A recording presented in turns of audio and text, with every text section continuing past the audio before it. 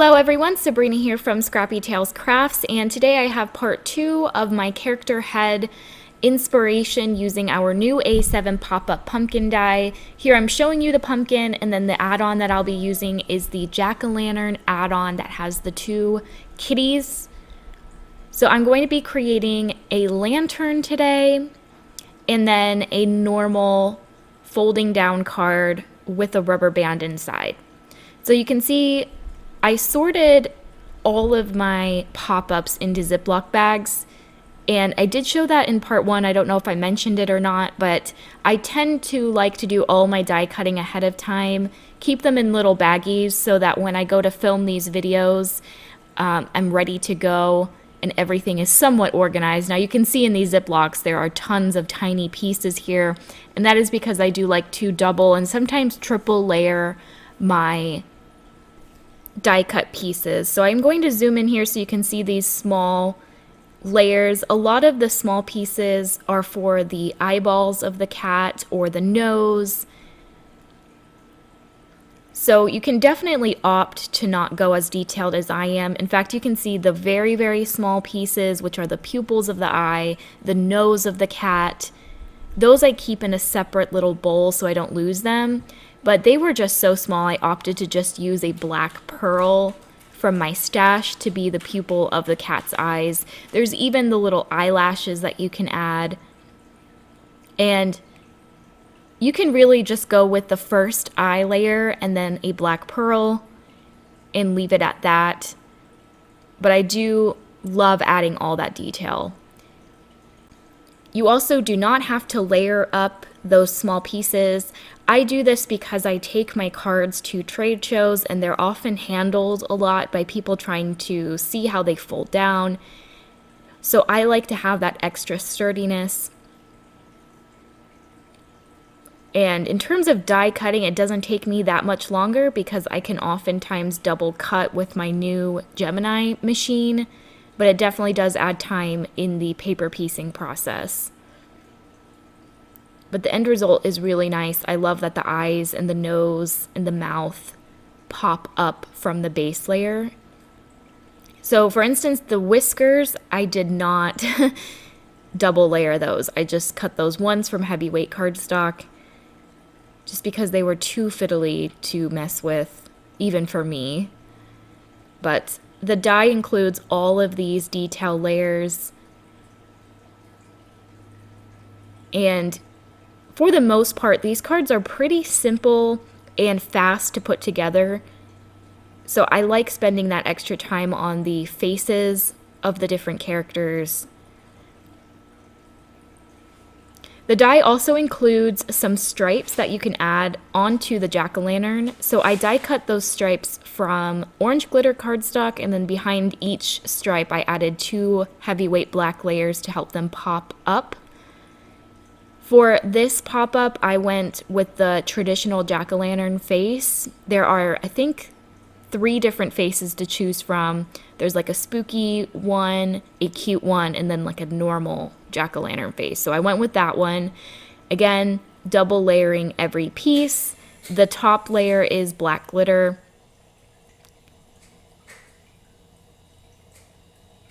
And then these are the paws of the kitty. So this cat looks like it's kind of peeking out from inside the pumpkin, and you can even give her this little hat that I am gluing up now. So I guess I finished that off camera. And now I'm just going to glue my face onto the base. Now if you didn't see part 1, that is where I show how to make these bases. I showed it, I think, 3 times in that video, so I didn't want to show it again.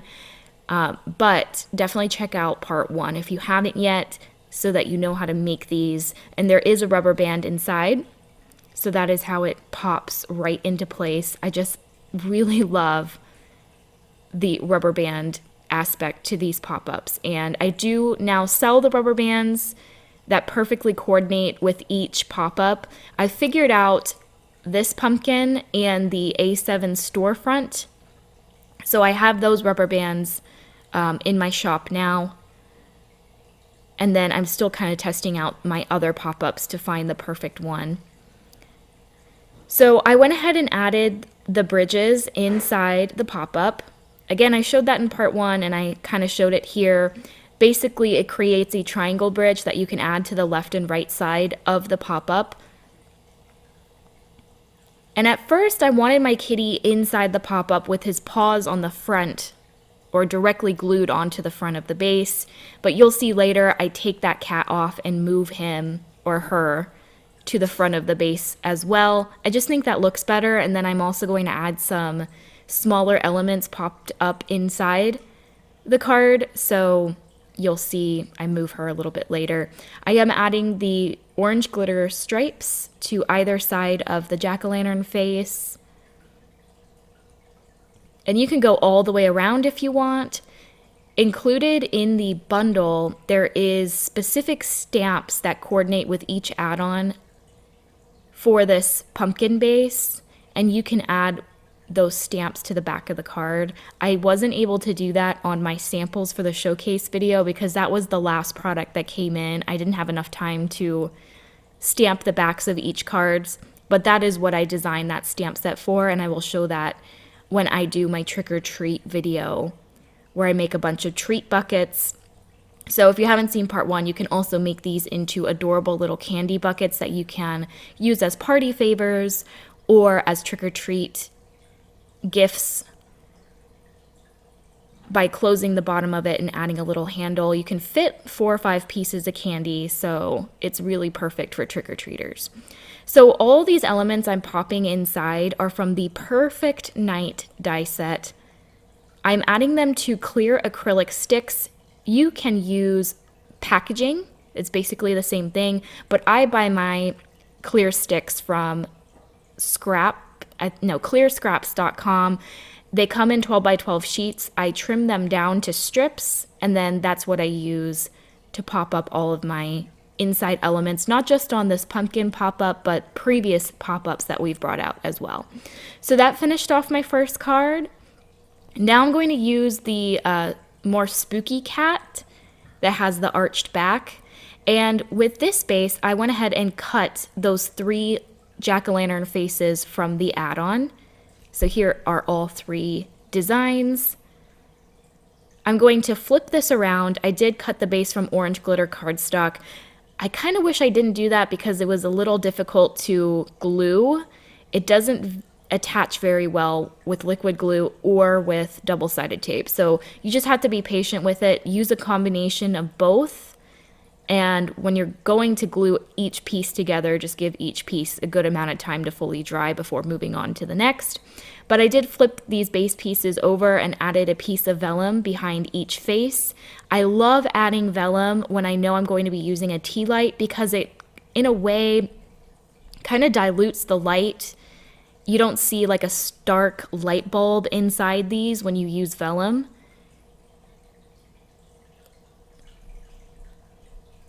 So that is what I'm doing here. You can also do acetate or just leave it completely open and the light will still shine through beautifully. But the vellum, it's hard to explain. It kind of creates a soft illuminated glow inside.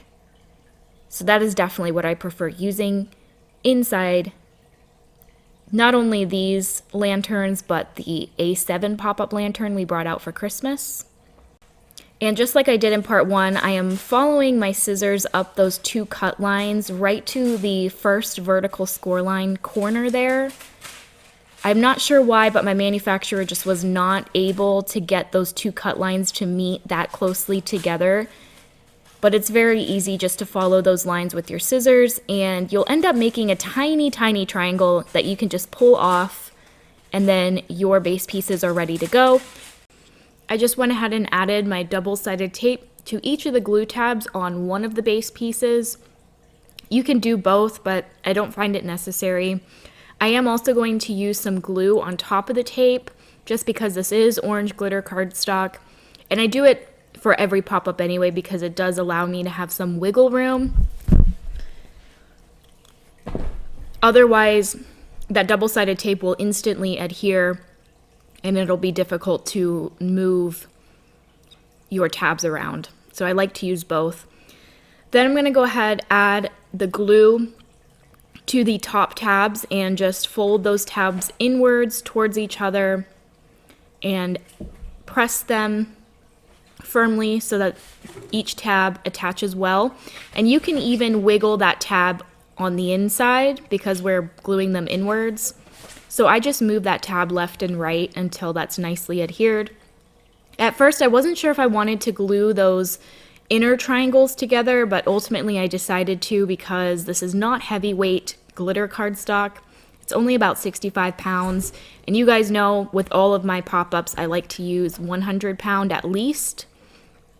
So I felt that it would just be more sturdier if I went ahead and closed the pop-up with those triangles that are built into the die. If you saw part 1, you saw that you can glue those triangles behind the base pieces and make this into a foldable card. But in this instance, I want it to be a lantern, so it's going to be a home decor piece. It doesn't really matter if this folds flat or not. So I went ahead and just closed all those triangles up, and now it's a lot more sturdy. All right, so now we're going to create the lid. And once you add the lid, it also won't fold flat anyway, so it made sense to close it.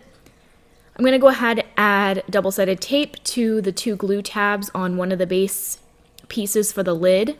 Then I cut another base piece, just attach those together by folding the glue tabs inwards, and then I also adhered each end together the exact same way.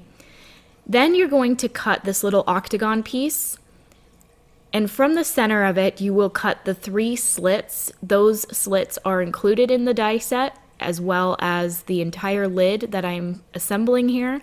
It's a very large die set, and you get everything you need to make the flat designs as well as the treat boxes as well as the lanterns. So just with one die set you can create 3 completely different projects, and then when you have all the add-ons you can make even more. So that's why this is one of my favorite pop-ups.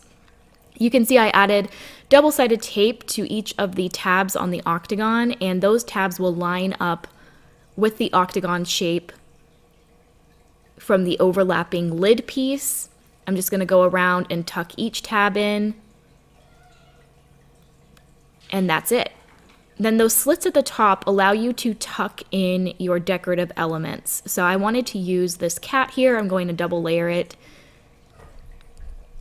And the die also includes these little bridges that you can slip inside the slits and fold on the inside to glue them down.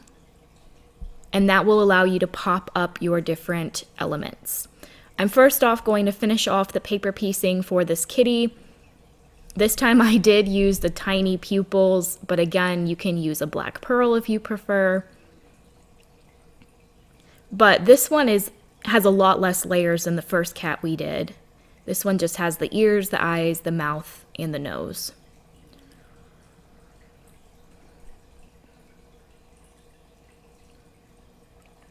All right, so I'm going to trim his back leg a little bit because it wasn't quite fitting inside the slit. And then I'm going to take my bridges. They have, again, like the bridges for the inside of the pop-up, it has a score line in the middle and then 2 half-inch score lines at the bottom that you're going to glue outwards.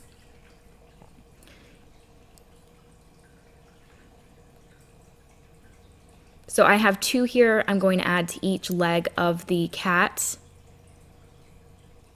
And I'll glue the bridge together, but I'm not gluing those little tabs at the very end. Those tabs are what you'll need to glue it inside the lid. So I added a little bit of glue on each tab, and then on either side the slit, I opened those 2 tabs and just gave it a couple seconds to dry. And you can trim it if you want. And that's it. That is what's holding the cat together. This is the exact same bridge or method of attaching elements as the pop-up staircase. So if you have that die, you know how that works. I'm going to do the same thing with the I guess, stump of the pumpkin. This time I'm just going to quickly make my own bridge. All it is 2 folds at the end and then 1 fold in the center. You can make it as skinny as you want. You can glue the inside together so it's more sturdy. Feed that through the front slit. Add your glue to each side of the bridge and glue it on either side of the slit. Now you can kind of see there that the bridge is peeking through the bottom of the stump. So I thought to hide that, I'm going to add a little mini ghost.